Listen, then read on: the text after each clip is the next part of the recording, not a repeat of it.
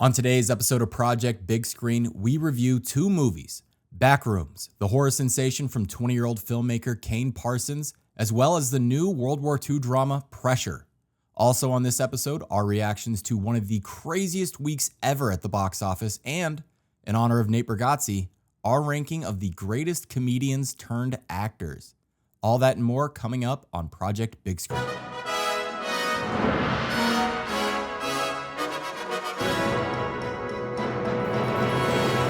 All right, Project Big Screen, episode 35, at the end of May. Jeff's not around today. I'm hosting. Kenjac is back. Gooch, Klemmer is here. Two movies this week, Backrooms and Pressure. Some trailers. Really, one trailer interested me more than others. A couple of some movie news. We'll go through it. And then a list I wasn't crazy about, but I did it. Get my head down and did it. Well, I think I fucked it up. So that's why when I was looking at I've seen the rankings. So I think I might have fucked it up, Klemmer. Oh no. Yeah, I think I may have. I don't know. We'll get to it. We'll get. I thought a pretty simple task. It was a simple task, but yes, there's layers within the task of that. Yeah. Right. Anyway, I don't know why I'm teasing this. It's the top 15 stand-up comedians to actors in film history, correct? Right. Yes. Maybe top 10, right? Or we did do our top 15, which was annoying. But anyway, because of our guy Nate Bargatze and his great film that came out this weekend, which I did not. Did you guys see it? I did not. I have not seen it. I have not yet. See it tomorrow. I have. Tomorrow? Okay, good. So Kenjac, you have. I have. I saw it yesterday. But I think we'll maybe save that for a bigger conversation because there's plenty to say about it. Yeah, I'm sure there is. Do any of the kids die? Is what I want to know. I fucking wish. Do they all make it out? Right. Okay. Yeah, they all make it. Nah, what can you do? All right. We'll start with Backrooms. Synopsis, it says here, a strange doorway appears in the basement of a furniture showroom. That's true. Runtime 1 hour and 50 minutes. Kane Parsons. The Backrooms found footage. Here we go. Chiwetel Ejiofor? Bang it. No, that's good. That's good. That's better than I could do. Renata Rensve? Rensiv? I think Rein's Rensiv? That was like, Ryan's. I think is it. Ryan? Yeah. Fuck. Anyway. And a cast of many. Finn Bennett, one of my favorites. Philip Granger. I don't know, other people. Mark Sarah Dubois, Hayward. isn't it? Yes, he is in it. And I suspect he'll be the lead in the Backrooms 2, and they started with him as a teenager or something, is my guess. Box office is the real. We'll get to it in a later segment. But this weekend box office is the story of the year in movies, and maybe the story of the last 25 years in box office. It's going to make 90 million. It's probably going to make more by the time. It's just overperforming like crazy, and it's all kids like Harry's age, like 14-year-olds with the big hair and just fucking yapping away during the day. They don't give a fuck. But they were here this weekend, highest opening weekend ever for an A24 film. 90 and 74 on Rotten Tomatoes, 7.2 on IMDb. Letterboxd 3.4, Metacritic 77. We've all seen it. We'll start with Gooch. Go ahead if you want to go first. Oh, yeah. It's hard to talk about this movie because the plot really is... I mean, it's a tough... We talked about Mando and Grogu last week. A tough movie to spoil, and I'd say this is the same way. Yes. But from a pure vibe standpoint is where I want to start. This movie is a home run. It really does create the atmosphere it's seeking to create. It reminded me more of a video game at points, and I don't mean that as a derogative. It reminds me of a video game in the best way, where it really immerses you into that world, and you are looking around every single corner. You're wondering why things are the way they are, why things are placed the places that they're placed, and it creates just a very primal sense of fear. It's igniting something deep in my caveman brain throughout. And from that point, I think this is just magnificent. I can't believe a 20-year-old was able to poop this out. It's really, really impressive. Now, where the 20-year-old filmmaker begins to show himself is, I think, in the script. This kind of goes nowhere and fizzles out towards the end. I don't think it really lands. He didn't write, right, to be fair? I know he directed it, but he didn't write the script, right? Or am I wrong? I guess not. I don't think he did, right, Klemmer, or no? I could be wrong. But he directed. I agree there's an immaturity in the filmmaking as it goes on. But yeah, go ahead. Yes. But I don't even know if that was what he was. I don't think that was his first priority. I think his first priority was bringing you into this world and really scaring the living shit out of you. And from that standpoint, he executed. Like, this is, I went to bed last night. Well, actually before that, when I stepped out of the theater, I was immediately just a visceral reaction to like the roof above my head, the lights above me, the fluorescent lighting in the bathroom was just unsettling at that point. So I'm landing at an 80. There's a lot I don't like in here. Like I said, I don't think it really has much of a story, but damn, did it make me feel things. It really made me feel things. So 80 out of 100. Okay. He did not write it, by the way. A man named Will Sudik wrote it. And Will Sudik. Oh, of course, Okay. Sudik. Okay. Clemmer, go ahead. Yeah, I agree with a lot of what Gooch said. I'm at like a 78 with this. The mood is really good. You're getting really good performances from really great actors. Ejiofor and Reinsif are, I mean, both incredible actors. And it's very unsettling. And I also love the idea, like I always love kind of the idea of like secret rooms and stuff. You can go back to a show I watched, I bet Kirk watched, like Webster. Like there was an episode of Webster where he finds like a clock and you can go in the clock and there's special places like in there. I always love the idea of like hidden places. So that is all. And it also like it takes place in 1990. The furniture and like the walls, that's how things looked in 1990. Yeah, they did a good job with that. They did a really good job with the chairs and stuff. So it brought back like a lot of like weird memories of like kind of like weird furniture that like I was a little kid and saw. But there's no story here. It's like incomplete, I feel. And it's kind of frustrating because yes, it is unsettling. And yes, you're looking around every corner wondering what these things are. But like, why are they there? We never know. And that's kind of like, it's kind of like half the battle. You gotta resolve it somehow. But this kid's obviously gonna have a really bright future for a lot of reasons. A, this movie's a monster hit, and B, he creates the mood. Like part of a director's job is creating that mood, and he does it effortlessly. It's stunningly. It looks stunning, and it feels amazing. The problem is when you walk out, you're like, is that all there is? So I'm at a 70. Okay. Yeah, we'll get Kenjac in a second. I get Kenjac, if you and Gooch are interviewing him, say this week or whatever, for like. If you asked him, like, yeah, it doesn't seem to be much of a story, do you think he'd be like, yeah? Like, do you think that's like the last of his priority when he makes him settling? I was wondering that too in the theater because I'm like, there's like there's just like not a story here. But does he just not care? I don't fully understand the lore behind this universe. I don't either. I don't even know what either. Chan. What is it, Chan? I don't know. 4chan. I know I'm old. 4chan. I feel like Brian Gumbo and fucking Katie Kirk in that commercial. But like, I feel like Chan Ho Park. Like, I don't even like. So what is that? I swear to God, I don't know what that is. It's like a deep internet forum for basically just edgy teenagers. It's like deep that's Reddit. really what it is. Yeah. Right. My son's probably on. Okay. So, but Yeah, that I was mean, discovered.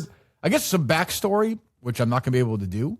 So it started there, and then he made a short, and then just made a movie. Is that? Yeah, the it's meat more or and less bones like a of it? meme. Like the internet kind of owns this thing, and everyone kind of iterates on it and adds their own things to it. But Kane Parsons, I think, has been like at the forefront of that, creating the most and the most viewed and the things that people have latched onto the most is all from him. I was just looking at the box. 84% were under 30 people went to see it in the theater. This weekend. Was that which is unbelievable? Was that your The bathroom was that all of your experiences or no afterwards. in the theater?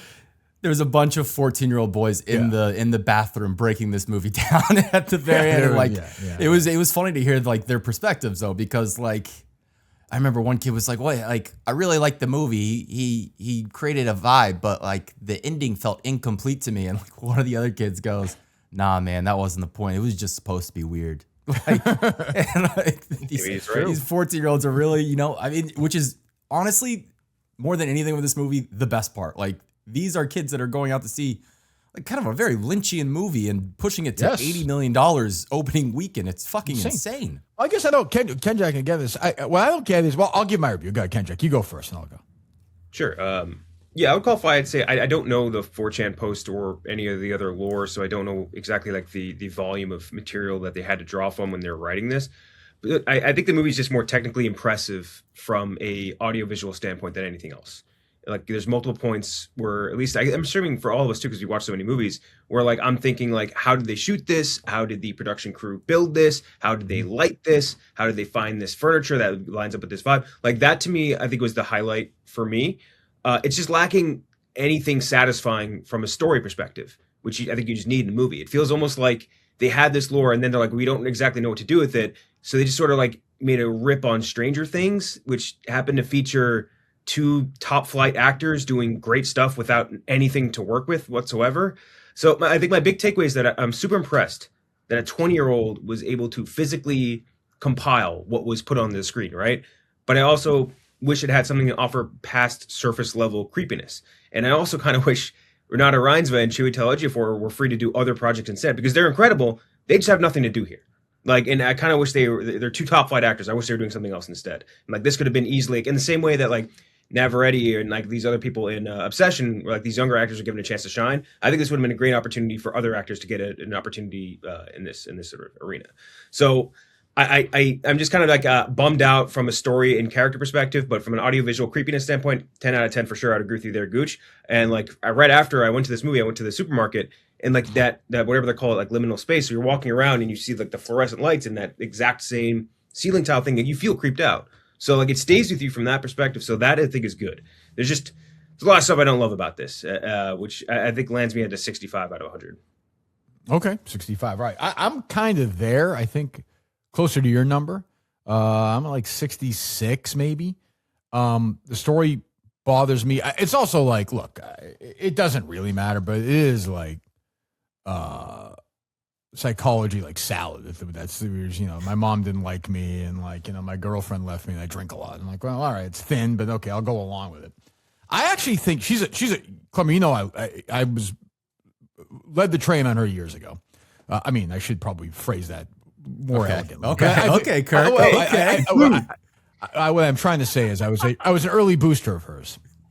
Even that probably sounds questionable. But I actually think she's kind of miscast in this. Like, first of all, you're supposed to be from like San Jose. That seems weird. And that scene when they're in the eating the guy, we're spoiling, I guess. I don't know. She's eating somebody's stomach or something. What the fuck's going on? And she freaks out at him. She's just not. I don't think she's great in that scene. I just don't. But I don't know if anybody could be. They're both really good actors, obviously. But I think we all kind of are in the same thing. Looks great. I was watching it as well, thinking, geez, how'd they pull this off? I'd like to see a making of. I want to see how they did this. I want to watch that. I've seen some behind the scenes pictures now. I'm like, oh, okay. I thought it started a little slow, but it got to where it had to go. Middle was pretty good, and I thought the ending, I thought was a little bit of a cop. I think sometimes it's too easy to be like, oh, we're going to make you think there are no answers. It's like, well, there can be answers too. Like, it's okay to have answers. Like, I don't know what's his face is doing. The guy from the morning show. Yeah. Oh, like, yeah. what, Mark Duplass. Like he went in there and then he came out and then he's like at his house with his. I don't. Yeah, that didn't really work for me. I guess somebody could explain it to me and maybe talk me into it. But as a like filmmaking achievement for a person, I think it was 19 when it was shot, 20 when it got released. It is unbelievable. I guess what I was going to say earlier is I don't quite understand. And again, this is sort of speaks to the success of it. Why everyone's going to see this where it could have easily just been a really good little horror movie on Peacock like 3 years ago that we might talk about one. So like, why did this connect? I guess it's just the lore, right? That's it. The internet. Yeah. I mean, the young like people my son are was like, he's all fired up. I'm like, how do you even know about this? Like, well, I don't even understand. There's this whole untapped. I mean, you know, probably better than the three of us, Kirk. Like, you have a teenage boy. Like, there's a whole untapped thing, like online streaming, this YouTube, these like 4chan. Like, kids aren't consuming media like we do. So like, this is maybe the first of many like of this that stuff from the internet that now is becoming huge. I mean, look at last year. Look at like Minecraft. I know it's a little different, but like that's a huge IP though. Like that, yeah, so, yeah. I think it's if I set the Backrooms DraftKings over under at 5.5 films made in the franchise over the next 20 right? We're going You have to. Yeah. They're going to go back to like the 12th century and stuff. But like this didn't even have a third act. Like you could have a number of movies just from this first one. Yeah, that's almost the beauty of it is that I don't think it's like built to like, you don't need the lore almost like it's right. You can be clumsy with everything else as long as you're creating like the Backrooms and really delivering on that aspect. You can pump out one of these a year with different characters. I really hope they don't bring back Renata or Chiwetel. Like, we don't need that, but they'll be making more of these. There'll definitely I would be shocked if there's not like a television series announced within the next year. They don't need. The thing is that what bothers me too is, by the way, the television series for this, you can just watch Severance and get a better set, like substance bite out of it. I think you just get that same sort of feel out of it. I think a big thing, and the reason it took off so much, is this sort of like forum posting is what replaced for you guys growing up like the urban legend. Like this is like what we would learn, like me and Gooch, about like the Chupacabra or something. Like if a Chupacabra movie came out while we were in the height of Chupacabra haze or hype, we would all go and see it. So like that, I think, is just kind of like why the young people are all coming out to see it, is because like this is what sort of replaced the online urban legend, is what replaced like the word of mouth urban legend, so to speak. Yeah, it's crazy. Yeah. I saw this with my girlfriend, and she has a 13-year-old cousin who we just immediately called once we're out on the street, and it was crazy. She just immediately was like, "Oh, you don't know about Backrooms?" And she pulls up she has a notes app, like just with paragraphs of like lore to this. Like they all know about this. Like it's like there's just whole other worlds out there. Yeah. Yeah. Like that, Slender Man, like all that stuff, it just spreads and is very, very pervasive, and the young kids love this stuff. I guess to venture into spoilers, sort of. I mean, I don't even know what I'm spoiling. So what happened? So he's up. He gets kicked out. He's watching. His fucking commercials are horrible, by the way. I guess he's just a drunk madman, right? He's just making these horrible commercials. Yeah. So he's in the furniture store watching his enemy's commercial or whatever, right? And then is that correct? Like, or is he already snapped? Like, has he already been going in there, or is that really the first time he goes in there? Do you understand what I'm asking? Guessing it's the first time. Okay. I'm guessing it is. So he just goes down there and he just kind of starts doing it for a few weeks and kind of builds a world? Yeah, I think the idea is that it's like one of those things you can't look. Him going down there and continually going down there, he cannot stop himself. Like it's a disgusting train wreck that he just continually has to look at and know more about. It's almost like Leo in Inception when he goes into like his build a world or whatever, and like it's just like that is now better to him than reality. I wonder if he's. Do you think he's watched the David Lynch movies, or do you think he? Well, I read that he was influenced by the Simpsons episode about The Shining more than The Shining. I think I read that somewhere. I think I did. Yeah. So that's like the Obsession kid with the Monkey Paw episode. Yeah. Right. Yeah. Right. Like, did he? Because I mean, obviously, there's Lynch vibes. There is Shining vibes. So I wonder. I don't know. We'll see. Like, is there anything else in this kid's bag? Like 30 years from now is going to be the best thing. Like the best movie John Singleton ever made was his first one. Like, is this going to be 25 years from now? I'll be like, oh my God, this guy was a phenomenon 25 years ago, and now he's just a hack horror director, or I mean, I don't know. Or does he make all like 6 of these? Like, is this all like, you know what I mean? Like, I mean, he's already Backrooms guy. I mean, I imagine next week or two he'll be announced to do something if he hasn't already. I mean, this is crazy. He's gonna make $100 million this weekend. Oh yeah, it's crazy. And obviously this would be crazy after he makes $100 million. But like, if you told me 5-10 years from now, he's like just not making movies, like he's interested in making some other form of media, wouldn't shock me. Like, I don't even know if he is that interested in being a filmmaker as opposed to just like making something for his generation and making something that people will, experience. Like, I don't know if it necessarily needs to be a movie for him. At least that's the way that's the way it feels in this movie itself. Like, it almost doesn't. Like, Obsession was a very traditional movie. This is just not. Like, were you scared during a club? Did you think it was like a horror? Like, I really wasn't. I wasn't scared. I was intrigued and like had like, it was a little bit like creepiness. I didn't have the same like Kenjac and Gooch were like, oh, when they left the theater, they were still kind of like creeped out. I didn't have that feeling necessarily, but did you feel the bad guy at the end was kind of ridiculous? I know it was supposed to be. I kind of liked it. You did, because like the whole time he picks up Ejiofor and like rips his head. Spoilers, rips his fucking head, and then like she just like hits him in the leg and then like hits him in the head and he's dead. I'm like, wait a minute, like what? I don't liked know. how he moved. I liked how he moved. I did. It was very unsettling. It was I liked how odd he looked. Did you like that, Kenjac? I kind of wish we never saw him. I wish we never saw him. Yeah. I think 2 things make this movie a lot better if I were to, my dumb ass would remake it. I would say no Mark Duplass or government guys or experiment guys. Remove those completely, just because they had nothing to say, nothing to do, nothing, no real involvement here. I guess if you want to set up a sequel, whatever, like do that in the next one. They were pointless here. like cutting back and forth to Mark Duplass, and then never get rid of the pirate creature. You can have him physically in it, and maybe flash to it, but the second you show him, and this is like the that guy that produced Halloween said, like the theater of the mind is way scarier than anything you can show on screen. What I thought that was going to be in my head was way scarier than what he was able to put on screen. And like the second you see a big CGI pirate version of Chiwetel Ejiofor, I'm like, okay, well now I know what I'm dealing with, and it's not scary, and it's just kind of goofy. So I think you don't show him, you don't have any of the government experiment, Stranger Things dudes, and then I think this is this movie's 5 times better. Yeah. Was it CGI? Wasn't it the didn't they have it was our Robert Bobrowski, the alien Romulus guy. The big, was? the big lanky man. No Yeah. way. Oh, really? Yeah, I swear to God, yeah. I guess He just looks like that. I could see the way he looks and the way he reacts to things and his voice.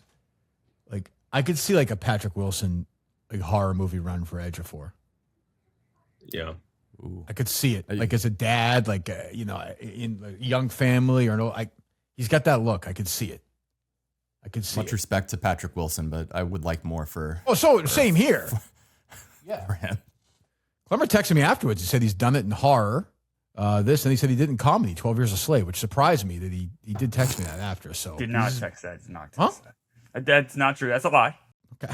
I'm happy to produce it if asked. It's Well, yeah, I'd love to see you try. I mean, these are both Oscar nominated. He got nominated for that, right? Obviously. Yeah.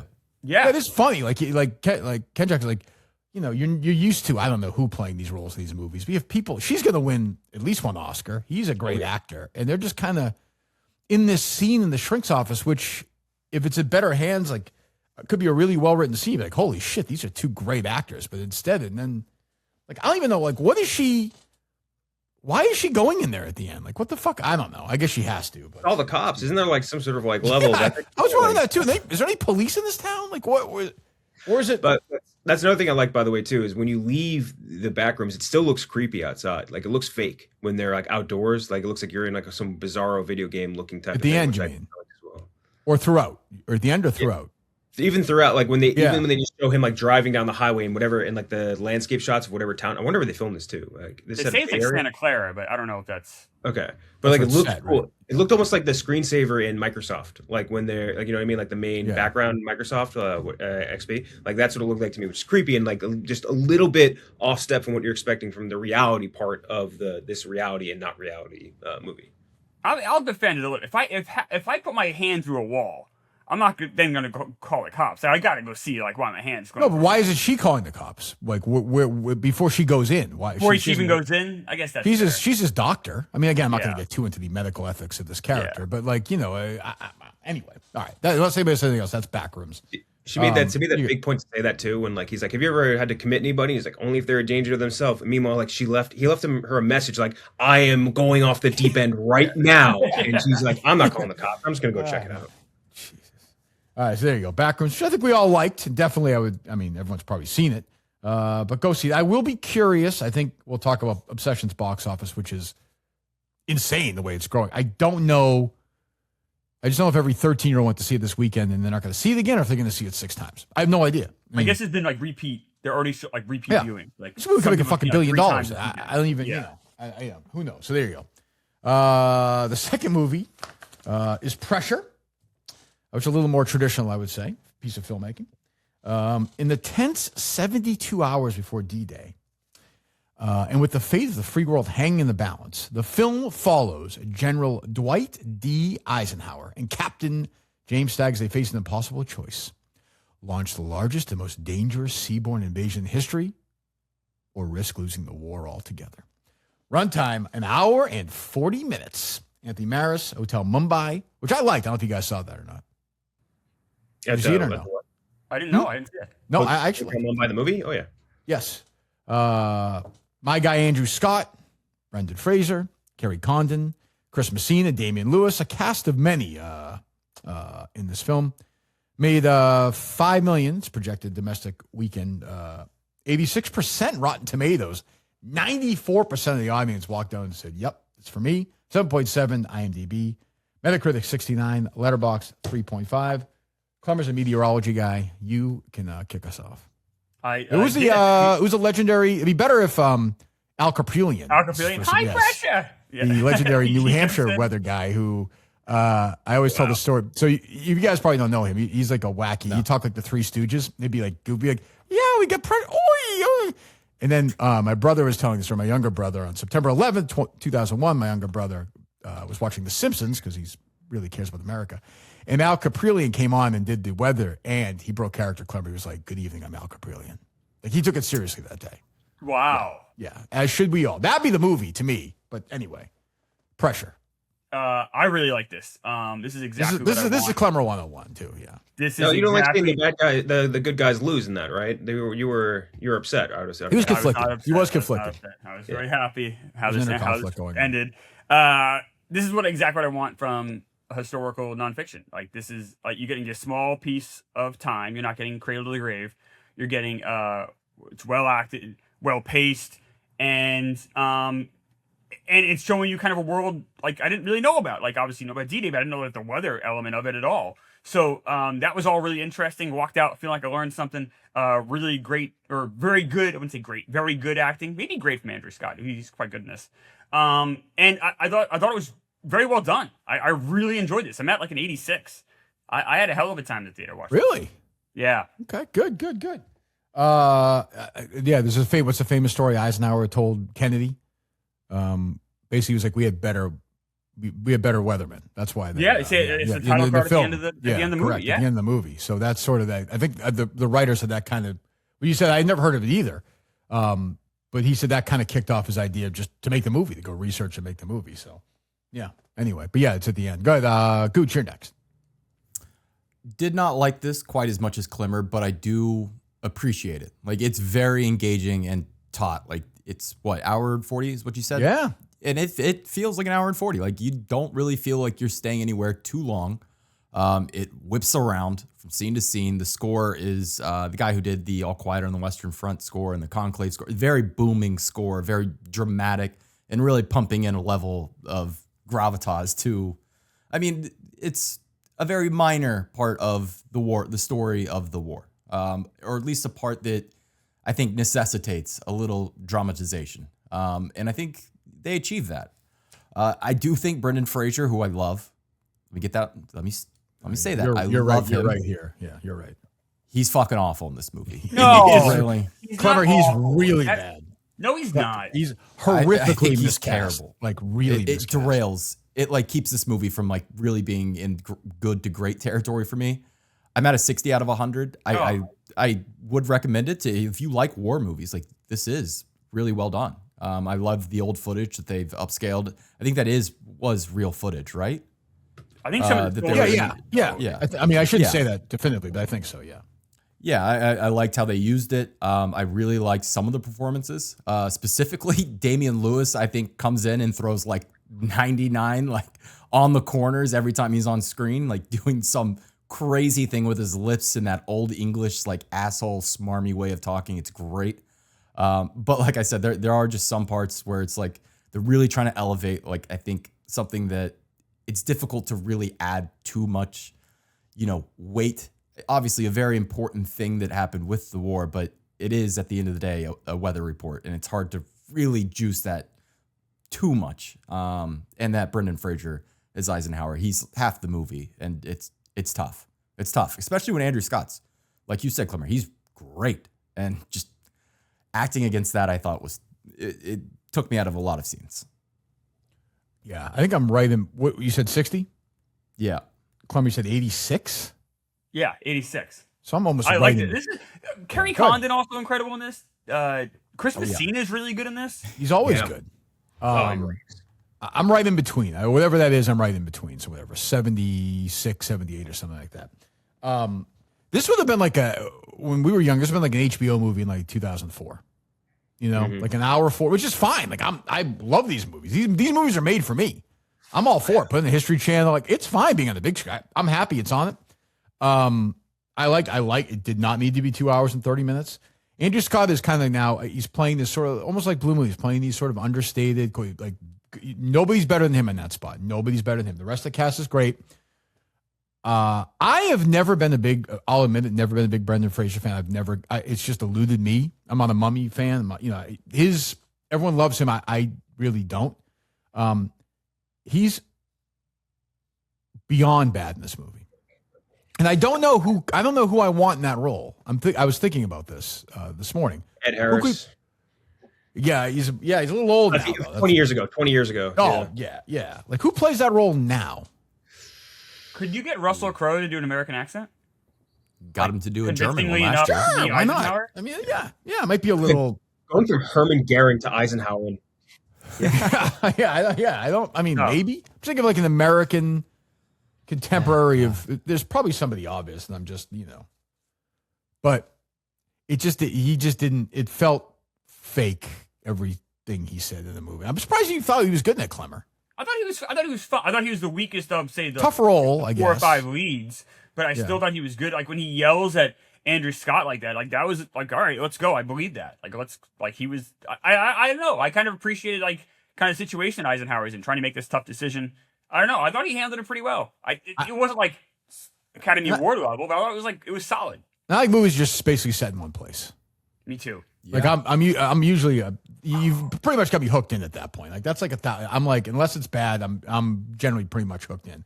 Would have been great for Eisenhower, Neil McDonough. I was just looking it up. I was like, who's somebody that looks? There's somebody an actor that looks like Neil McDonough looks just like. He would have done it too. He didn't have to kiss anybody. He doesn't have to kiss Andrew Scott, which is good. Yeah. They would have wiped out. That gay scene got to lead anyway with those two. True. Like I wasn't expecting it to stink. Like when I saw the trailer, I was like, this is just like, seems like they've run out of ideas for fucking war movies. Like we're doing this, not like The Weather, but like it worked, totally worked. If somebody else is in it, I might have it as high as Klemmer. Like it was like one of the pleasant surprises of the year for me. I know the reviews are good, but the reviews are good for everything, so I didn't know what to expect. But I was very pleasantly surprised. They pulled it off. Yeah, so I would give 76. I'll say.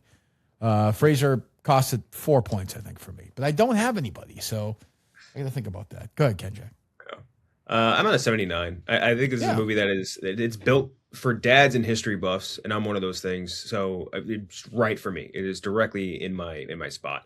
And in the absence of action, like the typical action you would get out of a war movie, it really leans on the actors to carry the load. And I think that the cast they had, very specifically, like you guys are saying, Andrew Scott is very good. Fraser, I'm in between you guys. I'm not like Klemmer. I'm not like, oh my god, he was phenomenal. I never said that. You said he should win an Academy Award. I did not say that. I said he was fine. I said he was good.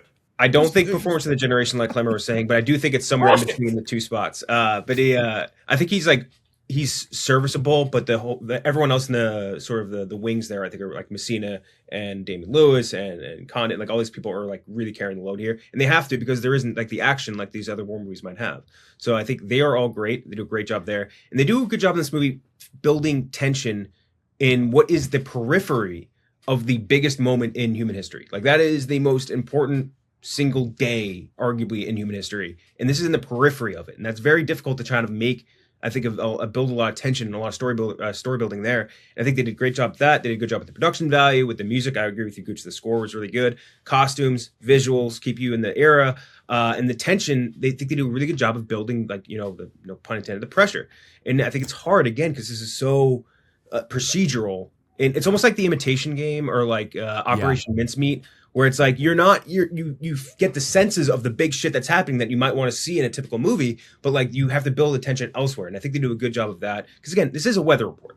Like, and they make you feel like engaged. And you know the result. You're not seeing the action. So like all these things are working against the movie. At the same time, you still feel the tension. So I think it's a big success in that regard. So 79 out of 100 for me. Do you think, Klemmer, that like Scott and Messina and Lewis and Common got together in a room where like I can't believe it. This fucking guy, like this is he has the Academy Award. We don't. This is got to be crazy, no? To your point, by the way, I don't think that happened, Kirk. I think they all had mutual respect for each other, and it shows on screen. Is Kenjac right, Klemmer? Is this a bigger day in human history than when the Mets won in '86 or no? Bigger than that. Oh, you were rooting for the Red Sox at the time, so it's probably. It's not true. I was in New York actually at the time. You were a Red Sox fan prior. To not true. I was 6. Prior to that, so I fucking not funny, true. This will have a nice life. This will have like a nice Netflix life or wherever it winds up. Yes. For sure. Is this the is biggest day in human history? It's a good question. Like, is there what name one bigger? I don't know. I know. I guess some people would say when Christ was born, but I'm not religious, so I don't believe that. Sure. Yeah. To your point, by the way, I think the reason we love Frasier and like the one like me and Gooch did anyway, I love him for being the goofball. I don't love him for this, which is I think a very big thing to like differentiate the performance. Like George of the Jungle, you mean, or he's stuff like that. even the Mummy. He's an all-time himbo. Like he's a himbo. Yeah. Like, yeah. And he was great at that. Yes. But this is where he gets to me. Even the movie way back, I liked a lot. The Quiet American, that Kane got nominated for. Like I could feel Fraser trying when it's like serious. Mm-hmm. Like I could, who played Eisenhower in a TV movie? I think Klemmer, I could be wrong. Was Selleck. Oh, and like great! Oh, I gotta look that up. Mustache free out. I thought, of course, but I think he did in like 2000, maybe. I could be completely wrong on that, but wow, that's so creepy. Holy shit! No mustache, right? Yeah, no mustache, and they shaved his head to look shaved his head. Yeah, it's horrifying. Oh my! Which I mean, he's like I don't even know. Yeah, I don't know. Anyway, but yeah, I think people. I mean, yeah, this will if it goes on Netflix or at wherever it'll be. Dads will watch it for forget ever. You talk about the demographics of people who saw Backrooms. This was like all old people. Like it was. I was in that theater with Klemmer too, and it was the guy behind behind me had a breathing machine. Like it was all like everyone was so old, and then sure enough, like Deadline had some of the demos, and it was like everyone's like 59 or older going to see this. There were phones going off. It was. There were a lot of phones going off. They should have a contest where they swapped like one kid and one old person from a theater and had them watch Backrooms and the kid watched Pressure. Well, three teenage boys. I don't know what happened. They might have walked in the wrong theater. They came in for the first 10 minutes of Pressure. Yes, and they were out. Like, what the fuck? And they left. I don't know what they. It is a great study, these two movies, though, and sort of like, I don't know, I guess maybe if Pressure comes out and Ford plays Eisenhower in like 96 or something, maybe it makes like 70 million. I don't know. Maybe? Maybe not. Maybe. But like it is a... Which president movie, like big American figure movie, made the most money, like historical Lincoln. figure? Yeah. Lincoln or... JFK, no. Wait till Young Washington, baby. Yeah. Lincoln made over 200 million domestic. Yeah, I think it's got to be Lincoln. Had a ton of buzz, though, but yeah, like Nixon did not. JFK, because JFK is not about JFK though. It's about conspiracy. Right. Also to the side of it, yeah. And that like was also 13 Spielberg, Days was not and it was Day Lewis, and like it was people just into it. I don't know, but yeah. So there you go, Pressure, and that's a recommend. I think across the board. Yeah. So I think people. I don't know if people are going to go see it. I don't know what its future is going to be in the theater. Not doing great. Or the $5 million this weekend. So but I'm telling you, it'll have a nice. That'll be on forever. Like that. Cinema score was an A, so people were hopefully giving a good word of mouth. People have a little bit of legs. What a day for them! They get to go see that movie, get a little lunch after. I think that's a great day for an old person. It was great at the end. Clapping or that first. When that first German gets shot, when they finally establish position and that kid pauses and then just clips those two Germans on the shore. There was a 92-year-old man in front of me who just elbows his wife and just, Fucking A, right. That was him. Yeah. That was right.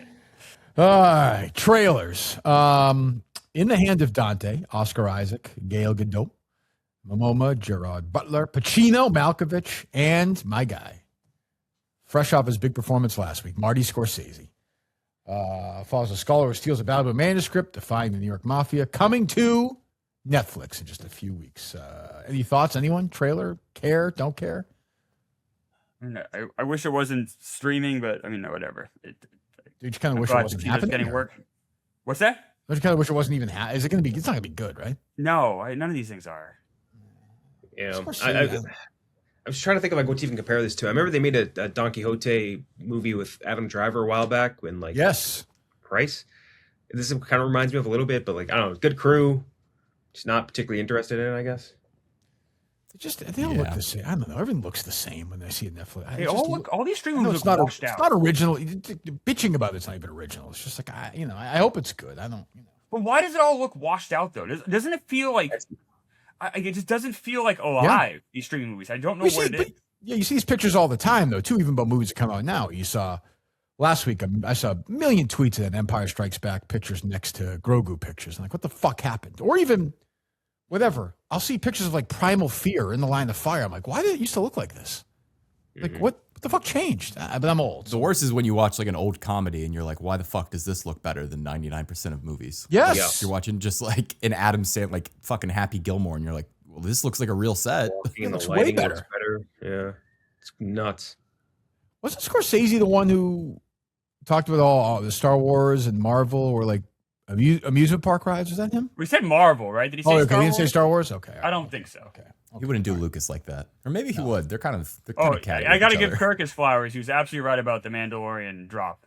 Oh, we'll get Uh, there. We'll get there. We'll in get their week news. We'll get their news. Clemmer, this is segment. I'm sorry. I'm hosting Jumped it. ahead. For Christ's sake. The trailers to me are so boring. I don't care about any of these trailers. I do care about one trailer, not this one. I do care about the last one. Disclosure Day. I mean, I don't know. We're going to talk about that. in a I'm few not weeks. watching it on purpose because I'm already going to go see it. I don't want to get spoiled. It is. They announced it's a sequel to Close Encounters. Clemmer in the trailer. Dreyfuss is in the trailer with Spielberg. They're hanging out. It's true.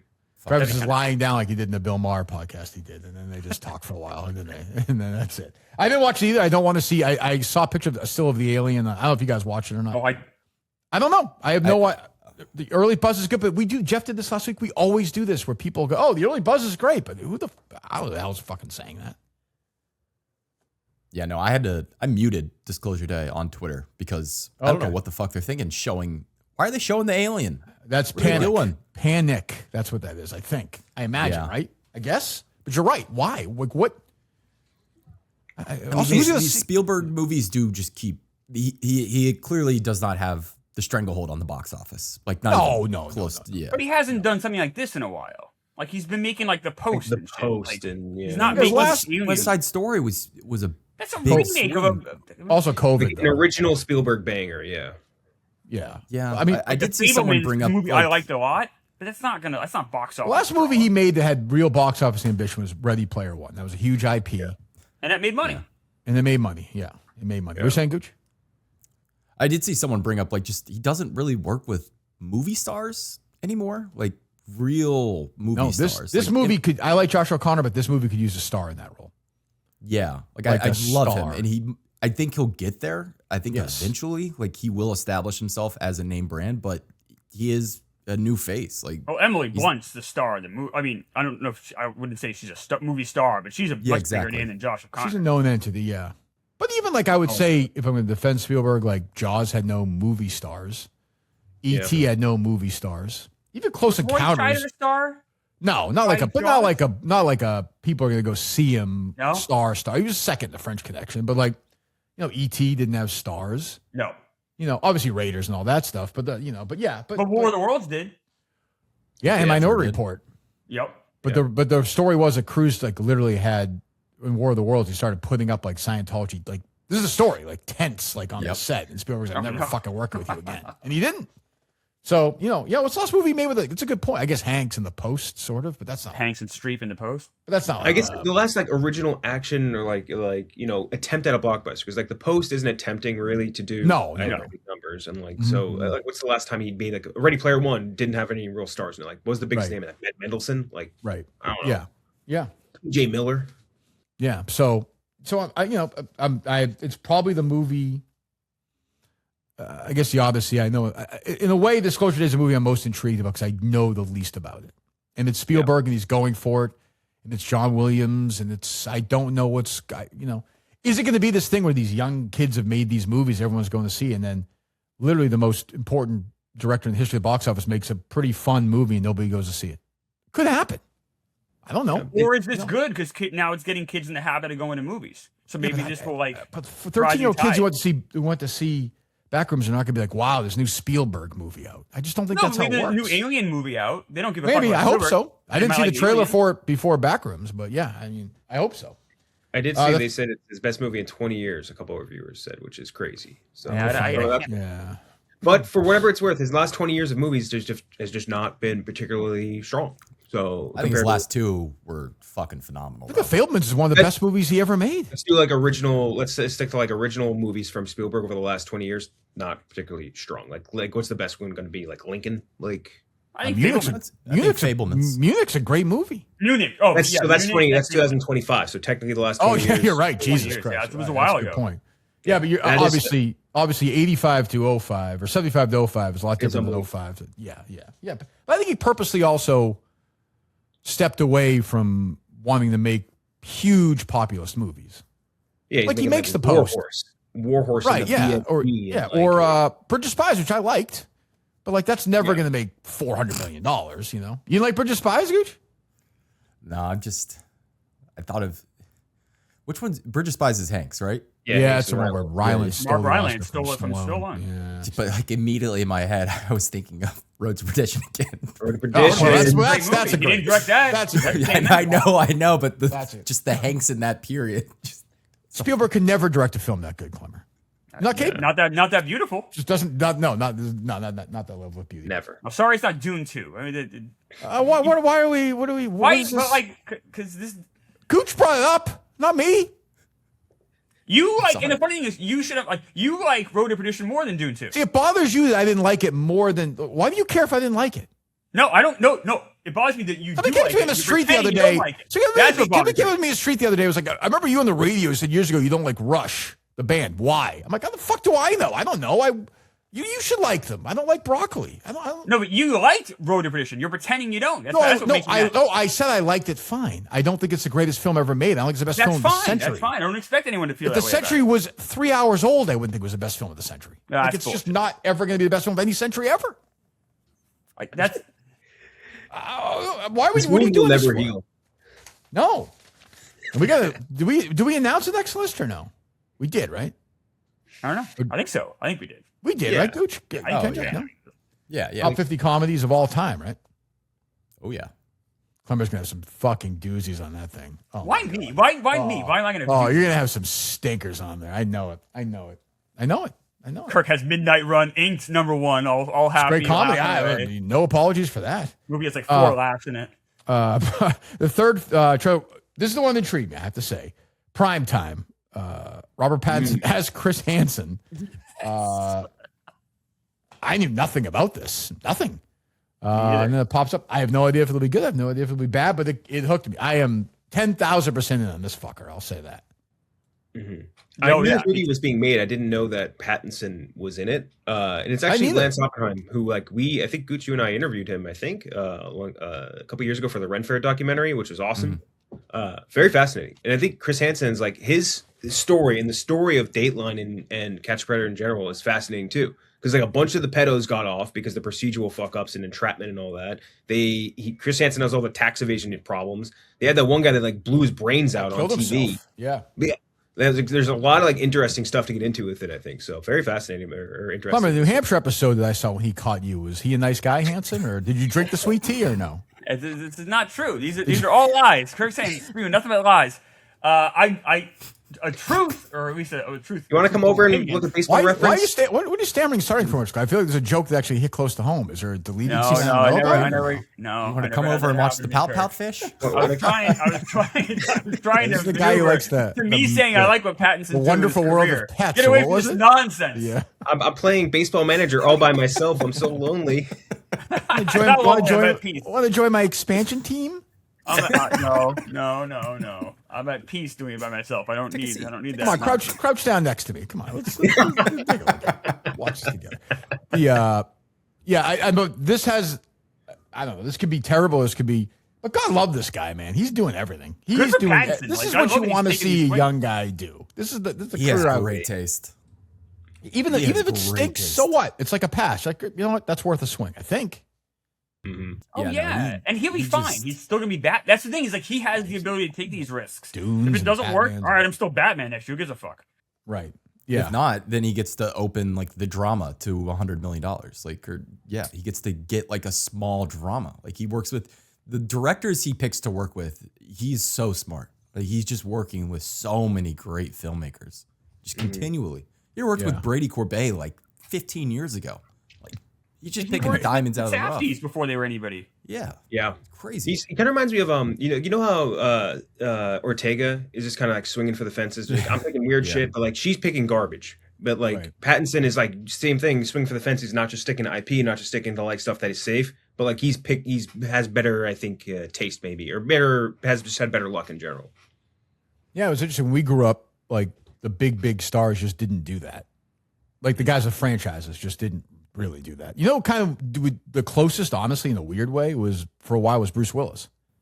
Yeah. Like he would go work with like, you know, he did like Fast Food Nation or something, or he'd pop in uncredited Nobody's Fool, or Pulp Fiction, which was, you know, kind of risky. Like, but nobody like Cruise wasn't doing that, or, you know, Hanks, like Ford. Imagine Ford doing shit like this. And there's like, I mean, I guess those movies weren't even really out there, but yeah, his next 20 years are going to be pretty good. I think it's going to be a good run. This looks fun. This looks like I had no idea he was in this movie. None when the trailer came out the other day, which was kind of cool. So it's funny because Ford kind of did it backwards. Like what he does in the conversation would have been really cool if he had done stuff like that later in his career.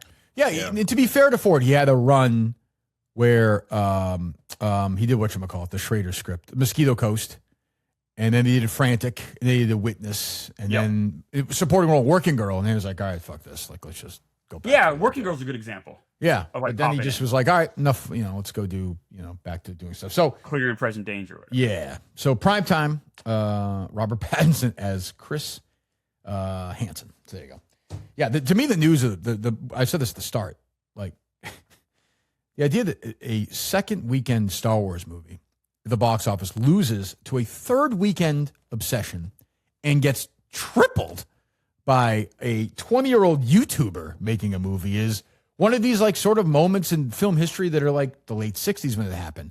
Or when Star Wars came out for the first time, where you're like, holy shit, something is going on. And this is what always happens. People, if you look back a couple weeks ago at Deadline and Variety, they were saying, Backrooms is going to make like $25 million. It's going to make $30 million. It's going to make $35 million.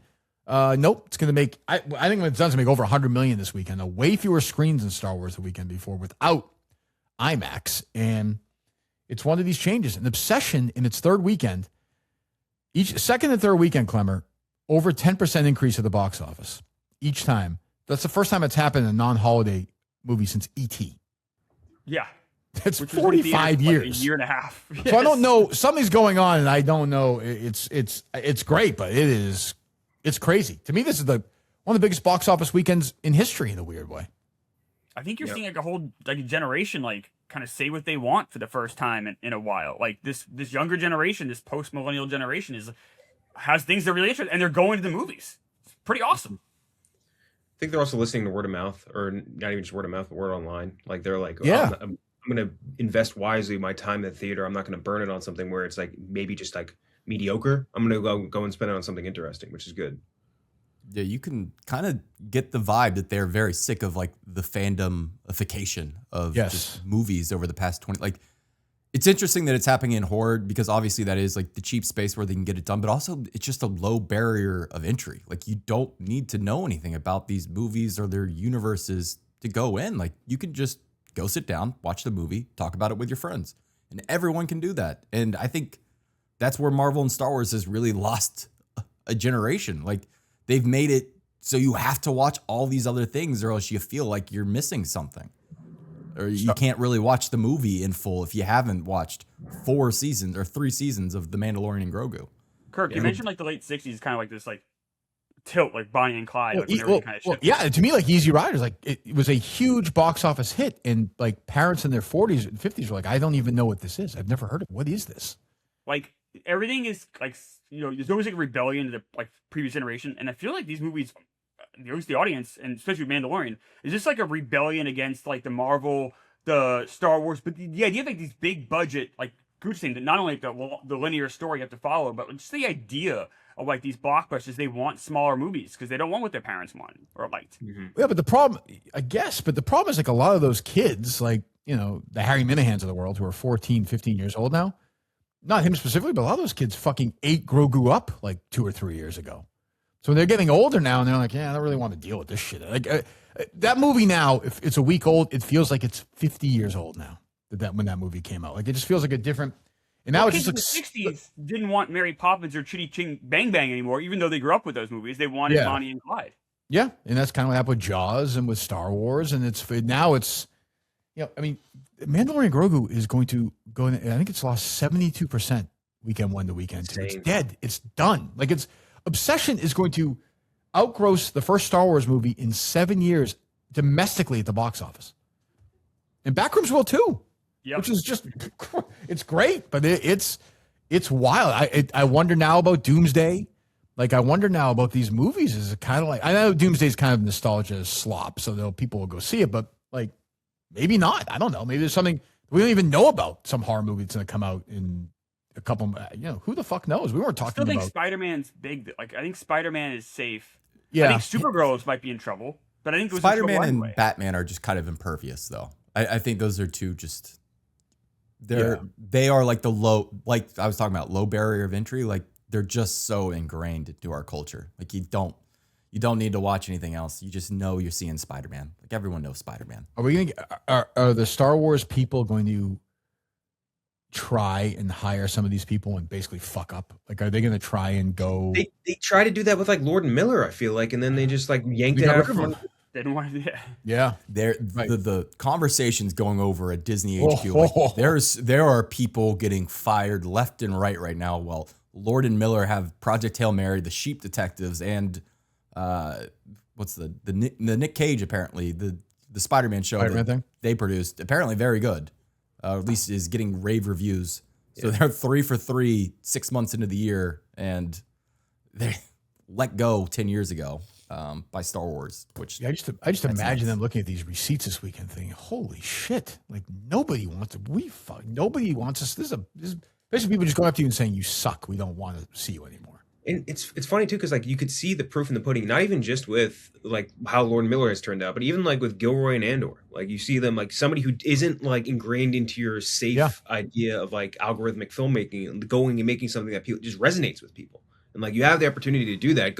I'm not saying go give Star Wars to a 20-year-old kid, but maybe you don't have to give it to Sean Levy. You don't have to give it to Simon Kinberg. You can give it to somebody who can do something unique and different and have a different take on it, and maybe isn't just going to give you this what they think will be the safest route to victory.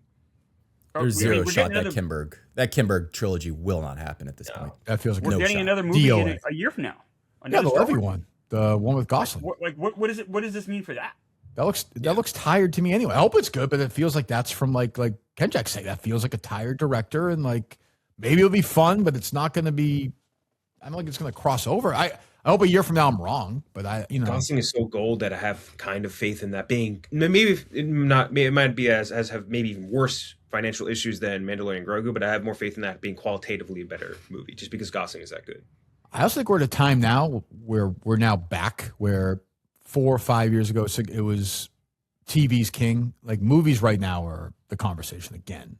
Good, bad, and different. Like, even movies like Michael and Devil Wears Prada 2 are huge hits. Forget like these we're talking about this week. Like, people are just going to go see this stuff. Like, it's so Star Wars got run over. So what? Like, Sheep Detectives at like 60 million, Kirk. Like, think of like 4 years ago, a movie like Sheep, that's unheard of. 4 years. It would have been on streaming within 30 days. It would have made 14 million, maybe. And people would, that's really fun. That's really good. Nobody would have seen it. But now people are just going. That's good. So Star Wars, nobody went to see it. I mean, relatively speaking, but so what? There's like 8 movies that have way overperformed. I mean, Obsession's historic. It's historic. It kind of feels like what happened with movies, at least in the franchise space, is what happened almost to TV now too, where like all these franchises started making money and the studios are like, I'm just going to give you blank check, make whatever the fuck you want. I don't care. I don't give a shit. Just get it out as fast as possible. Those movies came out, were bad, and people kind of like their interest waned. And now all these streaming shows, like some of them are hits. And then the streamers are like, I'm going to give you blank check, make as many TV series as you possibly can. And so many of them are so bad, and they add noise to this like gray like slop that no one cares about. So now they're gravitating back towards like an experience out of it, which you do get out of movies, even if it's good or bad. Yeah. Well, I was telling you last week, Klemmer, I did not think kids were going to go. I just didn't think they were going to be into it. I just don't know what else kids are seeing. Because, I mean, it did have an A- cinema score, so the kids that watched it seemed to like it. How old are kids, are you saying that? Like, what are we talking? Like, little kids or like little teenagers? Because teenagers are going to see fucking Backrooms. Under 12 and under, I guess? Because, the teenagers are seeing, Backrooms and Obsession. They're somehow sneaking in, getting into those movies.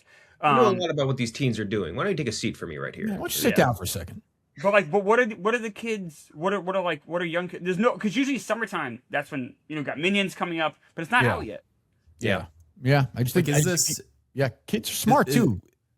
Is this a red flag for like Toy Story? Like, no, Toy Story 5. That's nostalgia proof. Like, people, I think that's safe. going to be a $1 billion movie. Like, I think people are just excited to see that. And, like, people my age want to go see that. Like, you know, not me, but, like, people, like, who the first one came out, they were, like, 15 or whatever. I think it'll be safe, but who knows? Maybe you're right. Maybe things are just flying at 1,000,000 miles an hour and changing. But wow, that weekend is easy money for Toy Story. Holy shit. There is no, it's Death of Robin Hood, Finnegan's Foursome, and Citizen Vigilante is what the Army Hammer wave movie. Well, no one's going to schedule anything against Toy Story. No. Which, by the way, is what happened with Star Wars. Like, people were not, these were not scared. People were like, oh, a year ago, they've been like, what the fuck is Obsession? What is, you know, like, they're not even trying against Star Wars. People thought it was going to have 2 weeks, maybe 3. But next week, it's going to lose to friggin' He-Man.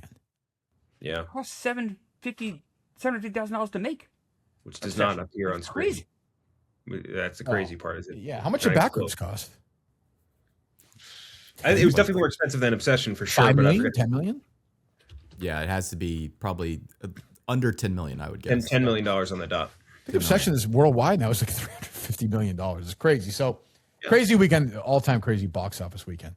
The other news, I don't know. I don't really care about Stan Lee's voice and likeness. It's been sold to an AI company. Is that a surprise to anybody at this point? I don't. They did it with James Dean a while back, right? And it's just like, family wants to make money. I don't care. I just won't be taken in that content. Is there like a Val Kilmer movie where he's AI or something? Yeah. Like, isn't it? It's like a full movie, right? Yep. Sure geez. did. That is depressing. Minecraft sequel gets name and release date. The Minecraft movie Squared releases July 23rd, 2027. Klemmer, you ready for this? You ready for Kirsten Dunst in the Minecraft world? Is this the one she's in? Is she in this one? Yep. She's in. I don't think. Is she in the sequel? Yes, she's in the sequel.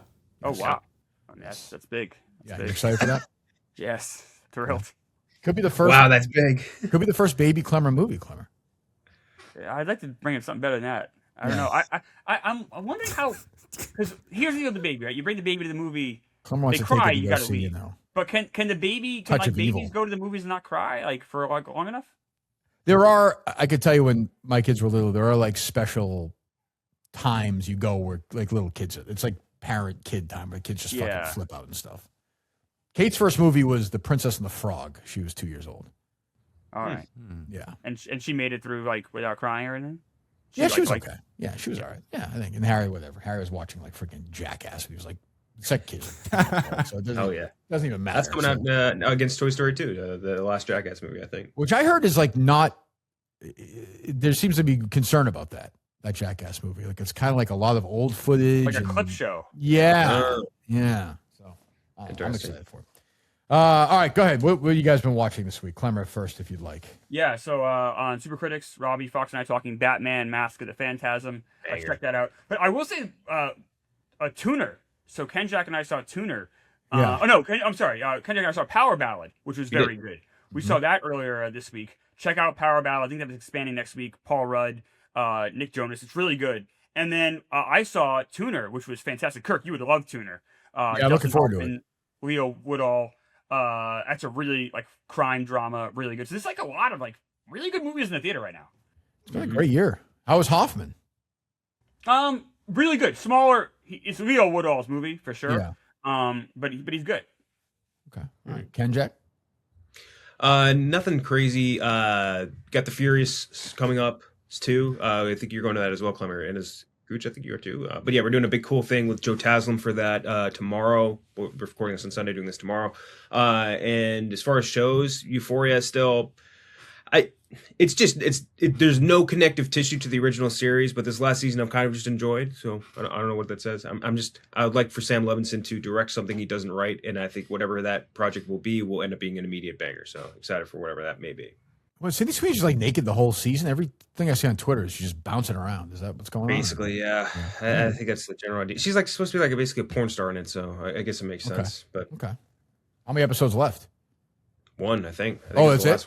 Okay. I believe so. Yeah. Okay. Gooch. Yeah, nothing exciting. Been watching a lot of Whitest Kids You Know skits on YouTube. Just been tearing through season after season of that. But other than that, nothing. Seeing Tuner today, right after this. I think you're gonna like it a lot. Yeah, I'm excited. Good. I'm gonna see it this week. I hope. I watched this first season of the show on Netflix. I'm old. I actually like the old movie because I used to watch my grandparents all the time. The Four Seasons, the Tina Fey show with Carell was in season 1, and Coleman Domingo and Will Forte. Season 2 is out now. I watched the first 3 or 4 episodes. Spoiler if you haven't watched it. They killed Carell off in season 1, which I guess he just gets killed off every TV show now. It's better for it. Season 1 was okay. I actually think season 2 is better. Like, it's actually a little more interesting. Like, there's some dynamics that I'm not hating. So I'll blow through it. It's a half hour, 8 episodes. So I'm sure I'll finish it at some point this week. I like that first season a lot. I saw me and Fights were actually talking about, because Fights loved it as well. He said he watched like 10 times or something. I can believe that. He said the Tina Fey said like the biggest mistake they made was killing off Carell. He's like, we should have fucked it up. I think it frees him up story wise. So I think it's actually I haven't watched, like I said, I almost guarantee without knowing he'll have to be in like some flashback episode. This like full flashback episode. And it's funny you mentioned the Klemmer. I randomly while I was working I hadn't watched it in a couple of years. I watched it a couple of years. I did watch JFK for like the 3,000th time.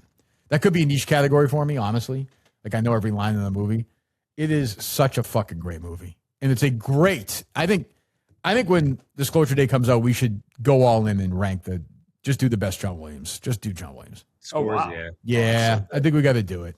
And this is a fucking great one. Did you reenact the Tommy Lee Jones scene? With Pesci and Kevin Bacon? Yeah. Yeah, why not? I do every day in studio with Justin and Colin. Yeah, I would probably definitely do that. Get the whole paint out. Also, that movie is the movie that kickstarted 6 Degrees of Kevin Bacon, because fucking everybody's in that movie. Mm-hmm. Oh, like, yeah. Everybody. Like, fucking Ed Asner's in it. Like, everybody's in, And Another great movie for that is Sleeper. If they made that movie, Sleeper. Donald Sutherland would have been nominated for an Oscar for that scene. He's so good in that. Great. That one scene is Mr. X, unbelievable. So anyway, if you've never watched JFK, I watched it again. It's 36 years old, I think. I don't know. Anyway. Yeah. All right. So rankings. This is go ahead. This will lead into it. Kenjac, give me a review of. You said you saw the Nate Bargatze. You saw the Breadwinner. Yeah, the Breadwinner. How good was it? I think there's kind of an issue with because a big tweet went around. Someone quote tweeted the movie and was like, "What is with this last 5-6 years and comedians making these vanity projects, specifically stand-up comedians making these ones?" Mm-hmm. And I think that there's a big place for those movies, right? Like there's room for movies like Eddie Murphy doing Daddy Daycare. Like, I think that exists. Yeah. I think the big thing is that actor needs to be charming, and it needs to be this very specific type of juvenile humor that is sort of like G-rated, PG side of it. Because if you're doing the other side of juvenile humor, where you're doing shock jock, like, I'm just going to say something offensive, I'm going to do beer fart, tit pussy, and like, okay, Bert Kreischer, I don't think that's funny. Like, I think you're like an 80-year-old man doing, teen humor, and that's not funny to me. But like, Bargatze, I think, is a good fit for this sort of stuff, because that is the type of stand-up comedian he is. I don't find him to be a good actor, and not particularly charming, which kind of derails this movie a little bit. But other than that, like, it's fine. It's very standard fare. Like, if I was like, it was basically me in the corner of this theater, and then 500 other dads with their kid, with 1 or 2 kids watching this movie, and they were laughing at shit that I'm not laughing at. The kids are laughing at shit I'm not laughing at. But I'm like, that's what this movie's for. This movie's for a family to come and turn off the brain for an hour. It was about like a little bit over an hour and a half. So I think just an okay movie. Too much product placement. A few too many side characters, like they have like 4 or 5 like little side character guys that aren't like all kind of detract from each other. Like Colin Jost is in it. He's very funny. He needed more time to kind of ruminate. Will Forte's in it. Needed more time to get some lines off. And one of the dudes from Do Not Destroy was in it. Needed more time to get stuff. Just too many characters going on. And when you guys watch it, I'm very curious. What do you think? The whole thing kind of like is built around the wife making something, a product that gets on Shark Tank. It is maybe the worst product I've ever seen in my entire life. Like the singular dumbest product that has ever been invented, and like they're all over it. I don't want to say it. You guys got to watch it and be. As a Shark Tank fan, are the sharks in it or no? Lori is like in it. The rest of them are just kind of there for like the beginning part of it. Like shout out to Kevin O'Leary's second movie in a calendar year, more than I ever thought I'd see him in. But that's true. He's back. Yeah, he's back. Yeah, he doesn't smack Nate Bargatze in the ass with a pink. Nope, none of that. Yeah, none of that, unfortunately. But it's I'd say it's like a solid. It's like a 40 out of 100 movie. And I think if I was like a dad, this is like wanted to bring my kid to something that we would both enjoy to a certain level, this would be it for sure. It's a good point though, because like Mr. Mom, which is a huge hit. He's like legitimately, obviously, is a hugely endearing lead in it, and Terry Garr's in it too, and Martin Mull. But like that's like a smart, fun I haven't seen this one, but like that's a smart, fun movie that people like. You could just watch without your kid in 1982. Like those, this one, I'm sure they're just trying to just get people to go. Like they don't care if it's good. Like Keaton is so charming naturally. Yes, you know what I mean. And he's like a classically like he's a trained actor too, which I think really plays into that as well. Like you believe what they're saying. Like Bargatze just doesn't have that necessarily have that juice, and it's just his first movie or whatever. So maybe that changes over time. But like that, I think is what was missing. Same thing with Eddie Murphy in Daddy Daycare and other comedies like in that sort of like range of like early 2000s, like something like Cheaper by the Dozen, for example. Even like with Steve Martin, like that, like even like Diane Keaton and Baby Boom, you know, like sort of that, yeah. Yes, you just need to have that, whatever that is, and he just doesn't. I don't think have it yet. He might over time, but just not right now. So I've inspired. Whose idea was this? Your idea, Klemmer, or no? The top that was Kenjac's idea. Kenjac's idea. The top 10 comedians turned actors. So we'll start 15. I struggled. So straight stand up, right? Yeah, stand up. That's what I took it as. Okay. Yes. Okay. Well, again, I think it's a loose definition. Who's to say which way people went when they put this list together? Who, you know, what is a stand-up Klemmer really? Well, I don't think I screwed up, but you know, if somebody started doing stand-up just for a little bit, I think it counts as a stand-up. That's a cheat. What? Number 10. Nobody else had him. I am at number 2. We just mentioned him, the aforementioned Michael Keaton, who started as a stand-up comedian. Yep. That's what I'm saying. I fucked up. You want me to say I fucked up? I fucked up. No. Kirk, I went back and forth with this one too because I was like, he did like. There's no special out there, but he was a comedian. He's talked about it. Yeah, Letterman and Leno talk about being with him in L.A. in the old days. All right, I guess that's a bit more credence. I guess. I agree. It's because I think if I said to you guys all before Michael Keaton counts, you'd all have him on the list. Yes, for sure. Yeah. Totally. So I fucked up. Yeah. My guy Kelly, you want me to say I fucked up? I would say his stand-up nature shines through in his performance style. Like he's very funny and charming. He couldn't believe he couldn't believe how fast that burger and shake and fries came out. That's right. That was funny. He was like, "What the fuck is it? How many kids? They molested how many kids? Jesus Christ, these priests are fucked up." That's funny. The guy's a funny guy. I think The Founder is like the most clipped Michael Keaton movie on social media. I think It's unbelievable. Can't scroll 5 things without finding. I can't go on YouTube without him literally like BJ Novak sitting him down and being like, "You're in the real estate business." Like I think I watch that clip like 3 times a week. I don't even know how. Mm-hmm. See, number for me, 9. It's the end of Morbius when. Of course. Who could forget? Number 10. This is a good one, by the way. I would say this is Gooch has a number 7. Kenjac has a number 6. Klemmer and I did not have him. Klemmer didn't have him for his own reasons. Mine are different. That's Bernie Mac, who's you guys didn't have Bernie Mac. That's a mistake. That's a mistake by me, Klemmer. You know, obviously, but Not a mistake. No, it's a tough to celebrate his death. That's fine. But did you like Mr. 3000, Klemmer?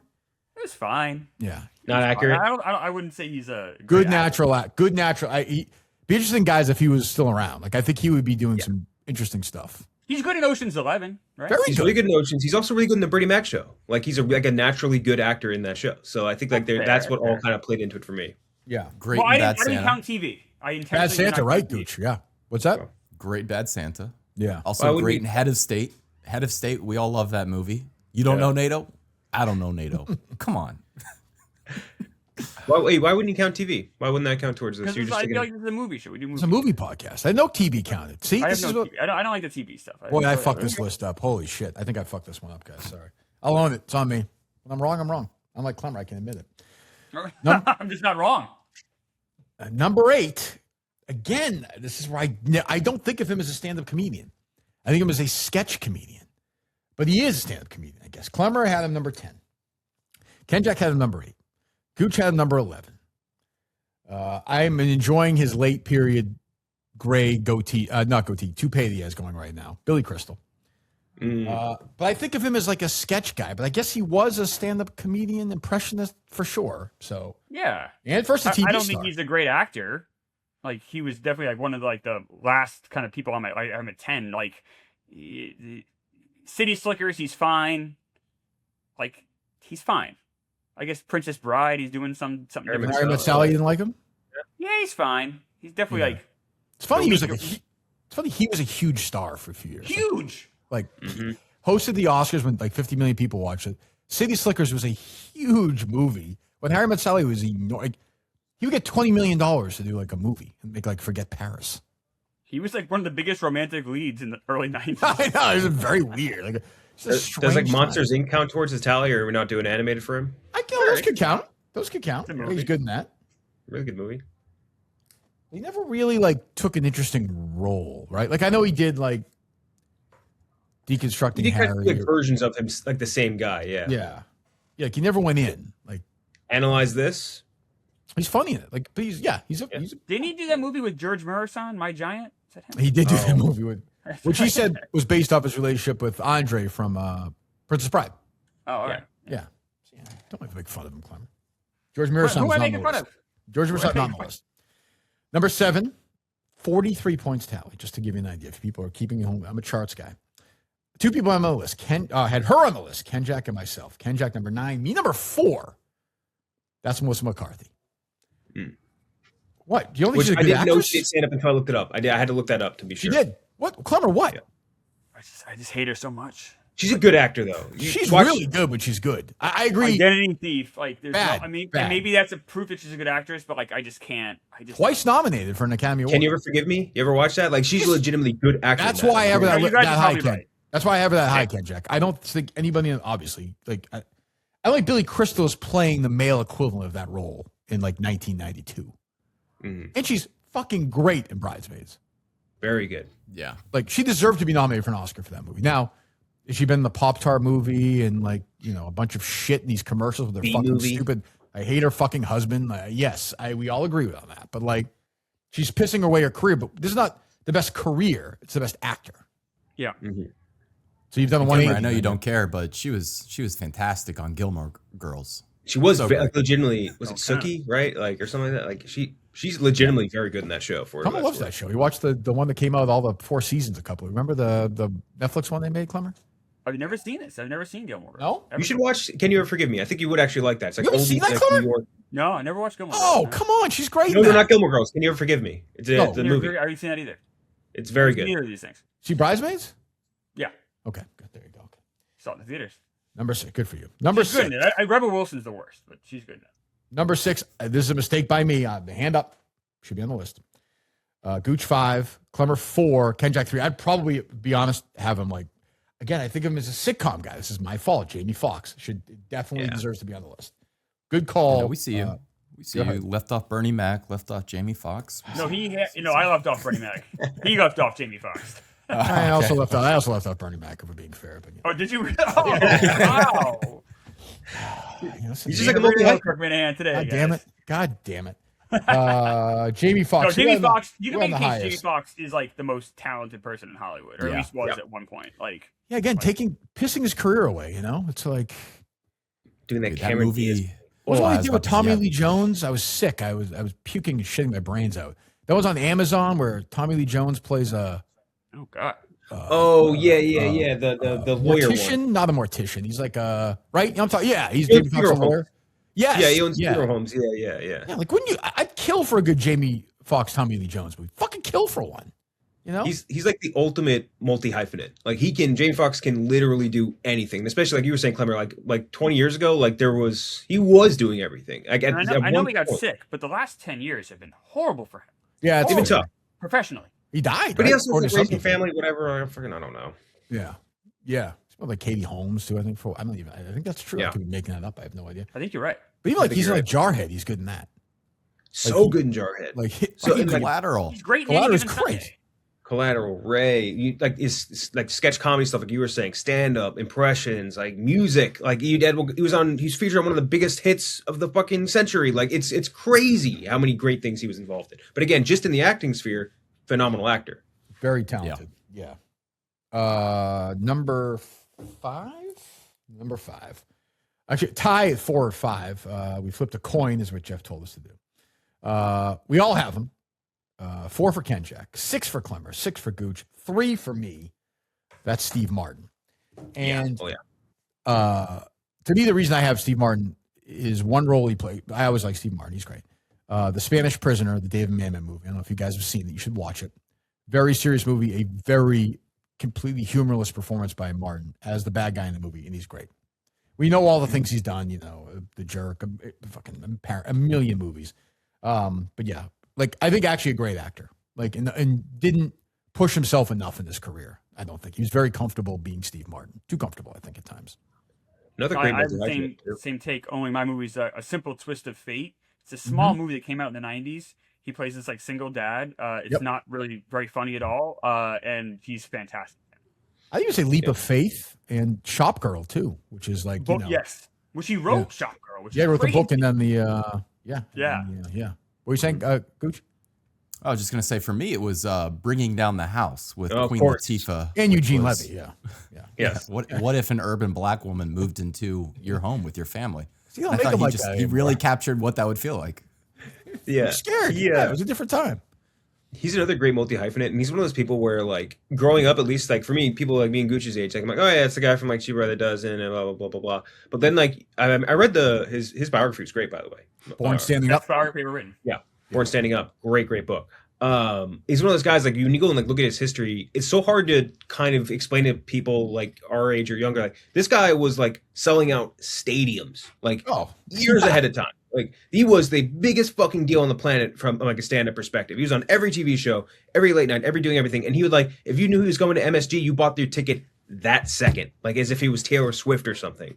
Like, it's kind of hard to kind of let people know that when, like, they know him maybe as a guy from Cheap by the Dozen, or is, like, posting clips of him playing the banjo on Twitter or whatever. Right. So Only Murders.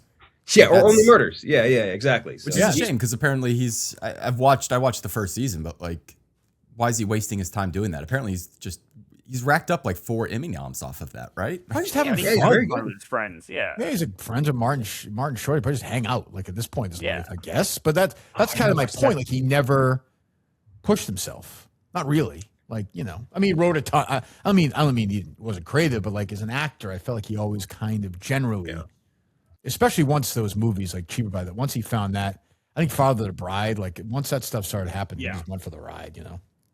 Yeah, he's I actually want to watch the Martin Short doc. I forgot about that on Netflix. Oh yeah, I should mention I did watch that. Is it good? It's good. Yeah.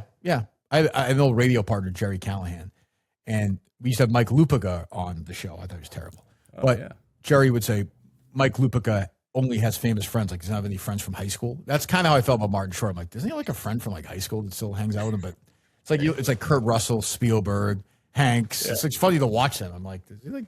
It's all Jiminy Glick into interviewees, Yeah, exactly. Tie at number 4. Gooch had him at 7. The notes here say Gooch liked him so much he listened twice, as a matter of fact, according to my notes here, Gooch. Yeah. Yes. I had him at 7. I kind of held my nose. I don't think he's a very good actor. I hate to say that. Klemmer, who's a schmaltzball, had him at number 2. Kenjac, number 5. I'm sorry. No, I'm wrong. Klemmer at number 1. Let's go. And Kenjac, number 7. That is somebody who I have not seen act in a while. Yeah. Robin Williams. Number 4. Been in a while. Yeah. I mean, Kirk, like, Schmaltzball, Klemmer, Good Will Hunting. What if you were Oliver? What if you were Oliver Twist? Insomnia. What if you were Oliver Twist? No, I mean, Oliver stop. Twist. Like, I just named 3 movies that are better than like most stand-ups can do. He's great in Insomnia. Insomnia is why I put him on the list. He's great in How about Good Morning Vietnam? Good Morning Vietnam is just him doing stand-up. How about Mrs. Doubtfire? Mrs. Doubtfire is just him doing stand-up. Like, I don't. All right, then Good Will Hunting. I don't think he's good in Good Will Hunting. I mean, that's dumb. I think he's great in Insomnia. I think Burt Reynolds should have won for the Oscar that year. Oh, that's fine, but you can still say he's great. Just because he doesn't win the Oscar, there can be more than one great performance a year. I always found Robin Williams, like, he wore me out. Like, when I watch him on, like, Carson, like, very funny, genius, brilliant. I liked Mork and Mindy. I like Robin Williams, but I'm like, and it's very sad, of course. I feel terribly lived a tortured life. But, like, I was always like, can you just fucking slow down, man? Like, we get you're funny, but, like, can we just take a deep breath?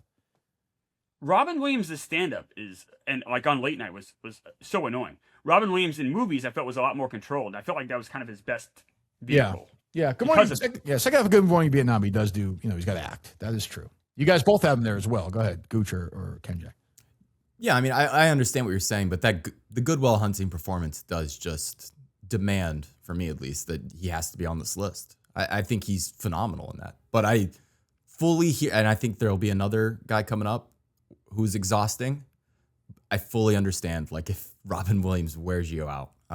Also, the genie. I know we're not really counting That should voice count. acting Yeah, we performances, can count. but Yeah, That should definitely count. I do think that's like an all-time voice acting performance For sure. Like it's incredible. Yeah. Yeah, I'm there with you. I think the Good Will Hunting gets it into this territory as like, well, that guy can act. A lot of the other ones are pretty poor, or I don't know how you explain it. Maybe there's bad choices by him. But I would say Good Will Hunting and Insomnia are definitely put up there. And if voice Insomnia's performances are like heavyweight, then yeah. Yeah, it's fair. What was his final movie? I mean, the poor guy, God bless him. I mean, I've read a Night couple at of the books about him. Museum. He was a poor guy, was doing so much shit the last 10, 12 years, like terrible stuff. I was working as a grip at the time, and I think I was on set for one of the last movies or shows he did, which is the Louis C.K. show. He filmed in like Fordham Cemetery, and like I legitimately, everyone kept saying like Robin Williams is coming on set. Robin Williams is coming on set. We're all excited. He showed up. We didn't even recognize him. Like no one even noticed until we went over and started talking to Louis because like it didn't even look like him. Yeah.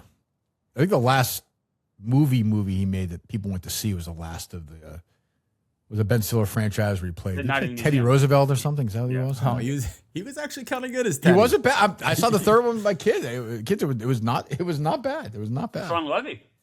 Yeah. Sean Levy. Number 3, I think this is kind of to Kenjac's point, to Gooch's point rather. Klemmer has him 2nd. Kenjac has him 5. Gooch has him 1. I have him 11. And to me, his greatest performance is I may differ with you guys, but that's Jim Carrey. Who has to be, I guess I am the top 10, but I understand certainly has to have a place on this list, certainly, for sure. And also took the Will Smith, Chris Rock punch very seriously, if you recall. He was very serious if you've watched it. Yes, that's right. I forgot about that. He was like Judd Apatow. Remember Judd Apatow tweeted he could have killed him? Jim Carrey was in that camp. He could have killed him. Yeah, Jim Carrey was very serious. Yeah. I mean, how could you have him so? Truman Show, Eternal Sunshine, Man on the Moon. I think he's fantastic. Man on the Moon's mimicry. Truman Show is excellent. I actually think, to me, the best performance Jim Carrey has given and will ever give is as Chip Douglas in The Cable Guy. That Cable Guy is a great performance. I should have thought of that. But you have number 1, Gooch. Yeah, I mean, this is also, I think, a function of like me and Kenjac's age, us having him the highest. There's just a moment in the 90s where he just took over and was crazy. Like the funniest. He was the funniest you could possibly be for a child, like a young boy. Like the things he could do on screen, just that appealed. He's a Looney Tunes character. I mean, and to come to life. And then as you get older and you watch The Truman Show, you watch Eternal Sunshine, you're like, damn, I didn't know he had this pitch. He just feels like a guy who could really, I mean, very impressive performer. It's a shame that he's gone crazy and only wants to do Sonic movies now, which I love them, but he's a really talented guy, like super, super talented. Yeah, it's like he doesn't want to do anything else, I guess, Kenjac. I don't know. Yeah. But go ahead. Paint. Yeah, that's true. Yeah, I think he's just like a guy where you almost appreciate him beyond even whatever acting skill you might think he has. Like, because he just goes 110%, which I appreciate, whether it's good or bad. Like almost in the Nick Cagey way, where it's like I appreciate this guy, regardless of what the project is. He's dedicating 110% of his physicality, of his mentality, of his ability into whatever the role is, whether that be something goofy like Ace Ventura, or doing something a little more serious, like if it's Eternal Sunshine. Like I do just appreciate that from him. We lived in a world where for like 5 or 6 years, every 7 or 8 months, it was like, hey, next Friday, movie's coming out where Jim Carrey like can't lie. And it would open to like 35 million, which is like opening to $80 million today. And people would America would just be like, okay, we're going to see that. Like there was that run. You can make a case he should have got a nomination for Liar Liar. Like he was really good. But he's doing that movie like no one else can do. The movie's not good, but what he's doing that movie, nobody else can play that role like that for sure. Well, and like I said, and also the serious stuff that he does. I had him. Gucci said your age. I had him number 2. Like I think Jim Carrey is a fantastic actor. He's very good. Number 2, we all have him. I have him the lowest 8. Klemmer 5, Gooch 2, Kenjac 2. That's Adam Sandler, Sandman.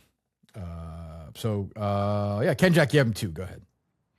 Yeah, I think it's just longevity plus like kind of like you kind of see more of what he was able to do as time went on throughout his career. Like obviously, like kind of the conversation we were saying with Jim Carrey before. His like consolidation of hits is so hyper constant. Like it's like what, like 90. So it's like 93 to like like 94 to like 2004, and then he kind of fades away. Like Adam Sandler's been doing it for 25, 26 years plus, like into actually even further now, almost 30 years, like pumping out consistent comedies. Some are bad, some are still okay, some are okay, like somewhere in between. And then on top of that, he'll also like, yeah, I'm gonna go work with PTA now. Yeah, I'm gonna go do something with the Safdies now. Yeah, I'm gonna go show a more dramatic side of myself that like maybe other people didn't think I could do, but now I can do it. And I think that has really been sort of what differentiates Sandler, like why I have him slightly above Jim Carrey. Not necessarily because I think the heights of Adam Sandler are better than the heights of Jim Carrey, but because Adam Sandler was able to do it over a longer period, over a longer career, and do it with better movies as well. And I think that's impressive to me. Yeah, I mean, Happy Gilmore 2 and Jay Kelly in the same year, those performances. Yeah. Still in 2020, whether you like them or not, in 2025, he's still He'll doing be it. Halloween and Uncut Gems in the same year. Like, it's crazy. He'll do Grown Ups 3 in a couple of years, right? I think that got announced. He'll probably work with whoever that same year, So, yeah. Klemmer He's getting the boys the bag, too. Like, that's true. Yes. awesome. He really he's getting his boys paid. Klemmer's got Rob Schneider. He's back, baby. Back. Getting it done. Yeah, Adam Sandler's great. Number one. I had him number one. Kenjac had him number one. Klemmer and Gooch number 3. Wins in a runaway. Eddie Murphy. Oh yeah. Hard to. Oh yeah. In a way similar to the Carey thing, in that for a concentrated period, he was beyond a megastar. He was on the biggest star SNL has ever produced. He was the biggest movie star in the world, and like he had like a song that was like number 2 on the pop charts. Like he was just, and he had stand-up specials that were.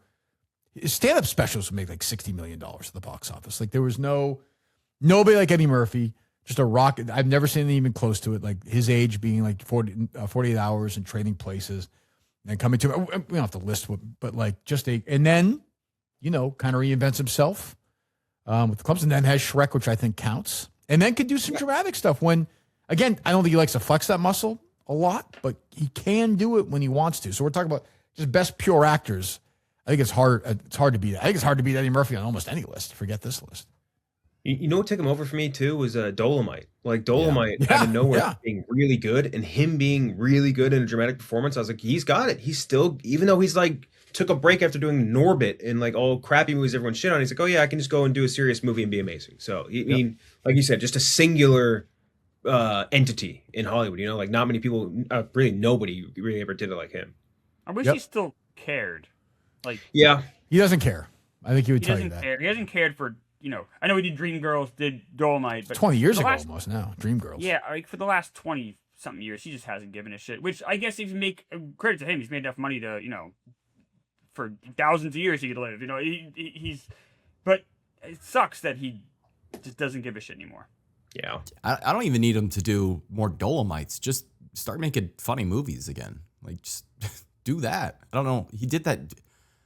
Jonah Hill, like Look Who's Coming to Dinner. Dreyfus one. Yeah, that was awful. Terrible. Like, if you're gonna come out of retirement, at least make something good. Yeah. I don't expect him to do. What he made, the Coming to America one. Axel Foley. Did anybody watch that? 4, which is terrible. I watched it. It's fucking terrible. It's depressing. Coming to America. Oh, depressing. But I mean, I don't think. I mean, I hope I'm wrong. So I debated like where to put him. I was sort of looking at, the one that I was like, he is so fucking great in that movie. Of course, now I'm forgetting the title. What's the fucking one he did, Klemmer, with Steve Martin? Bowfinger? Huh? Bowfinger. Bowfinger? He's fucking incredible playing those 2 roles in that movie. Like nobody else can do that. Nobody else can play that. And that was what, like 99, 2000? Yeah, it was that long ago. Yeah, so Eddie Murphy number 1, which I think is right. Won pretty easily. Yes. Here's the rest of the list. I'll just give you all the names. John Candy, who did he do stand up? I thought he was improv. No, he was sketch. Yeah, I know he was SCTV, but I don't know if he ever did stand up, so that's what I had him there. I fucked that up. I considered him, Klemmer. I should have put Paul Reiser on there. He's become a good dramatic actor too as he's gotten older. I had Paul Reiser on my list, number 9. I know he was stand up. Oh yeah. Tim Allen, Bill Burr, Kenjac had him. Donald Glover, Gooch had him. I didn't know if he qualified. Does he qualify? Yeah, this is a hard list to get to 15, to be There's honest. giant omissions on this list. Giant omissions? Giant. Like, we didn't have Whoopi Goldberg on this list. Like, I had her on mine. I'm sorry. I missed 11 through 15. 11, Carell.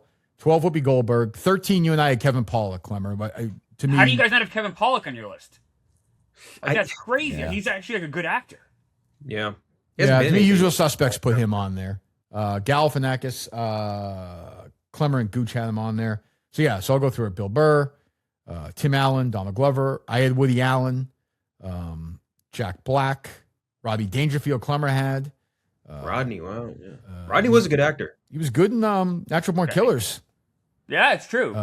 Aziz was on there for Kenjac. I had Jerry Lewis, King of Comedy, one of my favorite performances of all time. Yep. He made the Holocaust movie that never got released, right? Yeah, like the first Day the Clown Would Die, whatever it's Day called. the Clown Died.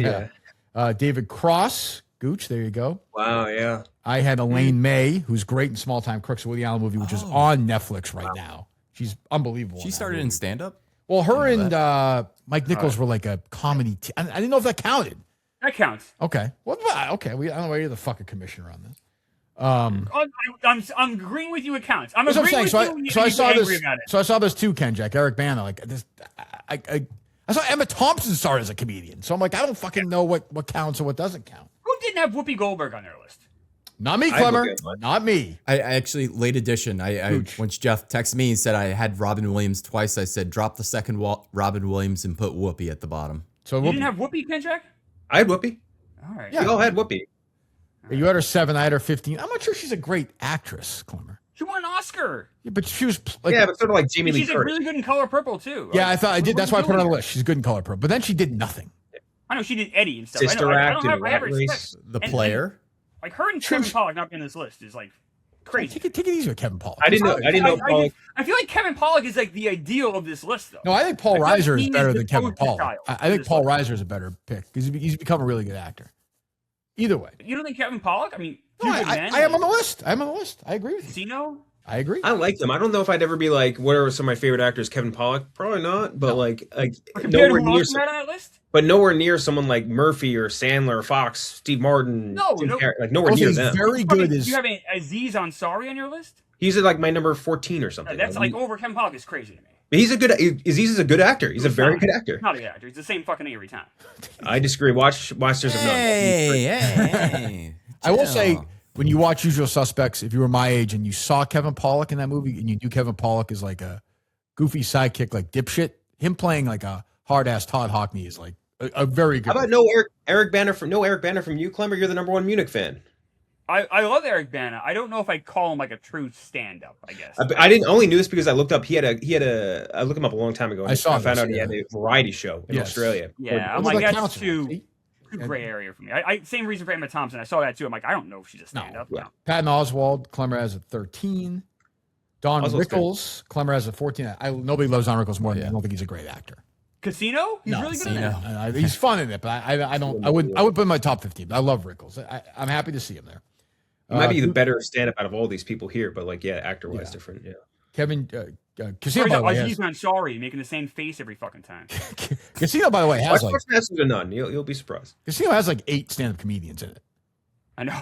It has a Smothers, it has Alan King. It has Rickles, it has Pollock. There's a whole bunch of comedians, which Scorsese loves doing. Oh my God! I think I could. Did I fuck up? This out Forget Schumer? Forgot Amy Schumer. Yeah. I forgot Amy Schumer. I think I fucked up somebody. Kevin James, Gooch has there. Chris Rock, Gooch. Richard Pryor, Klemmer. I don't think he was a great actor. I think he's very funny in the movie Moving, and he's also like pretty funny in The Toy, which isn't a great movie. But They should remake that, Klemmer, don't you think? no, I don't. You want to remake The Toy anytime soon? No, A little white kid gets a black guy in a box for Christmas. You don't think that's going to happen anytime soon? And Wanda Sykes, Kenjac has it, number 15. I like Wanda Sykes a lot. Legendary Academy Awards host, Wanda Sykes. Did I fuck up? How'd you fuck up? Albert Brooks? Oh. Oh, wait, he started stand-up though? Am I crazy? Right? Yes. Yeah, yes. Did he? I thought he was like improv sketch. I didn't think he was. No, But his dad was like a huge stand-up, right? yeah. That was a fuck up, right? Or That would be a I massive. never thought of him as a stand-up though, to be honest with you. Yeah, me neither.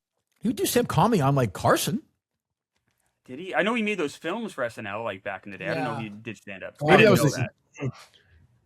You're probably right. I'd literally have him in the top 5, probably, if I'm being honest. He is so talented. Like, oh my God, that's a huge fuck up. I'll tell you what, if he counts, I'm willing to punt Keaton because nobody else has Keaton. I'm willing to say Keaton doesn't count, although I think he was probably a comedian too. I would absolutely do the same thing. But like this, man, that's a huge screw up. If he counts, he'd be 9 on my list. Because just acting, like Albert He was Brooks, just acting. Yeah. Defending your Brooks' life. greatest skill is Broadcast not acting. news, defending your life, Broadcast Yeah. news. Defending your Fucking- life is Lost in America, taxi driver. Dude, even Drive? Drive. Like, Yeah. Drive, the end of Drive, Drive, he's he's randomly a villain, and he's really incredible. good at Drive. Even out of sight, he's great. God, he's so good. He's really Is good. Albert Brooks number 1? I guess it's No, no, top 5 though. If Top we were, five. no, he'd not be top 5 for me for sure, if we counted him. Klemmer, you're top 5. You don't think Albert Brooks is a better actor than? He's better than Robin Williams. No, he's Better than not. Whoopi Goldberg. 1,000% better Not. than Rob Yeah. Williams. 1,000%. He's definitely better than Robin As an Williams. actor, yes, he is. He's not. 1,000%. You have who do you have? He's better than Adam Sandler. Yeah. You have 5. You think Adam Sandler could play those performances? No, that's about where I'd put him. I'd put him if I had to put him somewhere between like 5 and 8. By the way, Albert Brooks, like at age like 35, could have been like an Uncut Gems in like a week. Could have played the Sandler role in like a different world. Yeah. Oh, For easily. sure. Oh Yeah. yeah. Yeah. So there you go. I don't know what that means. I don't know why. I think we just fucked. I fucked this list up completely. I don't know how I didn't write Albert. I thought of him. I just forgot him. I I think. still don't know if I just never saw him do stand up, so it's hard for me to say he's All a right. stand up. I mean, like I've seen him do sets. I've seen his sets on late night, but I've never seen him do like a full. he's like right? Obviously, a legendary late night guest. Yeah. But anyway, so there you go. Either way, that's a list. I don't know. We fucked that one up pretty royally, but that's okay. That's part of the fun. Is this? Do we still just think Kenjac where the Gooch where the people have a list or no? Or we keep this quiet? No. Isn't it usually like a No, poll or fuck the people. Fuck That's those what I'm saying. plebes. Yes, that's right. Go fuck the commoners. So next week is He-Man. He-Man and Yeah. Scary Movie. Scary He man, hell yeah! Wow. Are you guys pumped up? I'm 50-50 to be Kind on of. next week, so we'll see. I don't know. If I'm alive, we'll be doing it. I'll be here next week. That's what I'll say. Oh yeah, next week we might have to tape. I have a yeah, live show in I'm- New Hampshire next Yeah, I gotta drive- Saturday. I gotta This drive coming back. Saturday. And you're going, Klemmer, right? Yes. We'll figure out. I guess maybe we'll do it Estonia. there Sunday. I got to drive back, so I can't. Oh, so are you I taping can- it Monday? or bust for me. It's really up to when the Mets are playing, as we know with Klemmer. So it's Nope, it's not true. I'm literally going No to schedules on the your show. shitty Mets were Your 30 show, under I 500. have to drive 8 hours back home. That's why. So gun to your head. I want to go. I want You to have to drive that's 8 why I'm going. hours to And New the Mets. Hampshire? You can't bring up the Mets if it's. Why don't you I'm stay in taking New a tape Hampshire? on Monday. I gotta go back. I gotta get home to work and everything. Dumb Roosevelt Island. Okay. So He-Man, which I know Jeff is like thinks is going to be great, but we now just not here. We all think it's going to suck, right? I mean, there's no. It's a very hard cap. There's a ceiling on this movie. I'll say that. I want it to be My fun. ceiling is like Dungeons and Dragons. That would be a Honor win. Among Yes. That would be a Yeah, win. that'd be a huge win. That would be a win. I have my doubts, but yes, that would be a win. All right. Anything else, boys, or no? No. No. Okay. Back next week with He-Man. That's a big scary movie. Jesus Christ. Star Wars is going to finish like 6th next week. Oh yeah, they're bumping IMAX. They're bumping it for IMAX. I for saw He-Man. that for He-Man. It's going to bump for He-Man screenings. I think Scary Movie Insane. 6 is going to be another one of these overperformers too. Me too. Yeah. Yeah. They're going to be like 70, 80 million. It's just crazy right now. So It could that's like great. triple He-Man. Movies are back. And it's no coincidence. Project Big Screen is, I do think it's hand in hand to some extent. A lot of the kids For sure. came up to me. Symbiotic. A lot of 13-year-olds were like, man, I love that top 15 list. I love it. Top, whatever the fuck it is. All right. So we're back next week. Goodbye.